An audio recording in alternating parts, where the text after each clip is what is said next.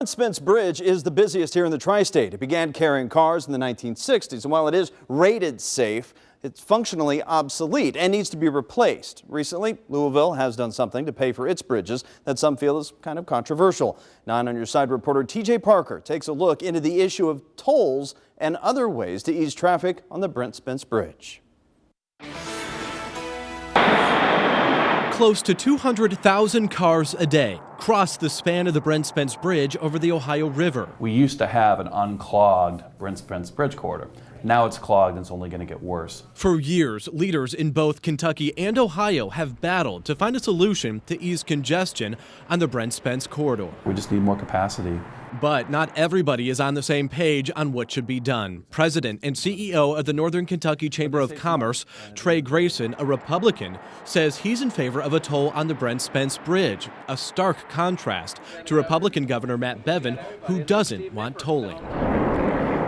Downriver in Louisville, a week and a half ago, they started tolling 3 bridges connecting Indiana and Kentucky. Money from the tolls are paying for 2 brand new bridges and the refurbish of another. It was a hotbed topic there, but Grayson believes it passed in Kentucky because the majority of people paying the toll come from Indiana. In northern Kentucky, it's a little different. Kentuckians here would pay more of the toll traveling to Cincinnati as compared to those in Louisville who don't travel to Indiana as much. Right now, current Kentucky law prohibits tolling between the two states, a law passed in 2016. Covington Democrat Representative Arnold Simpson is also against tolling. People will avoid that toll, even though it's to some it might be minor, but to others it would be a tremendous burden. A burden he believes is on people living in Kentucky. The opportunity for future development is going to be where in Cincinnati. He believes people who live and work in Ohio would benefit, but wouldn't have to pay as much for it because they're not crossing the bridge as much. It's not fair for our commuters to pay and the Ohio commuters going to work in downtown not to pay. Not only that, but he believes a toll would burden low-income drivers. Simpson believes there are alternatives to a toll. One idea is an eastern bypass to reroute traffic around the metro. Another suggestion is adding an additional bridge alongside the Brent Spence.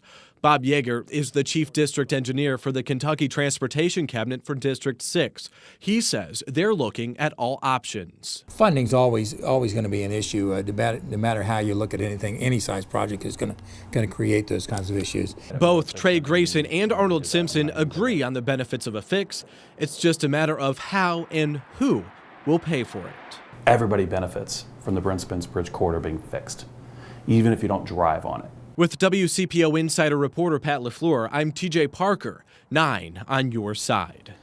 9 on Your Side reached out to Ohio Governor John Kasich's office about this topic, but we have not heard back to this point.